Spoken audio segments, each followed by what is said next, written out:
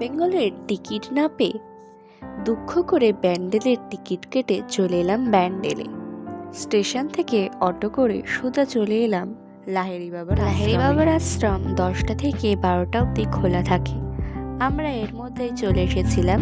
লাহিড়ী বাবার আশ্রম হলো ব্যান্ডেলের এক অপূর্ব সুন্দর জায়গা।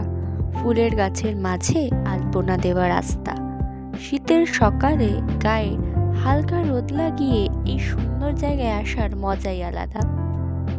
সামনেই জুতো খোলা যায়, খালি পায়ে গাছের নিচ দিয়ে হাঁটার এক আলাদা তৃপ্তি এনে দেয় মনে।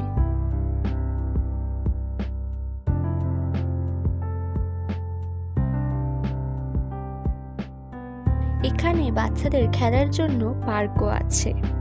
এই পার্ক ক্রস করেই উপাসনা ঘরের মধ্যে ভিডিও বা ছবি তোলা যায় না। আমরা এখান থেকেই ভোগের টিকিট কেটে নিয়েছিলাম।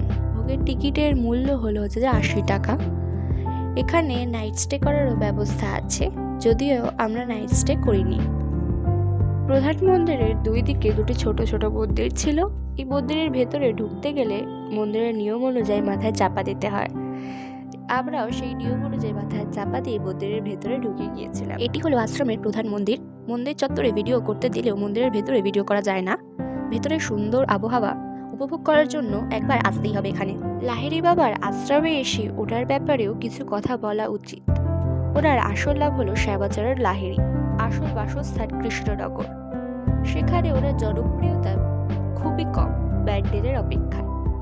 এই কথা বলতে একটা কথা মনে পড়ে যায়।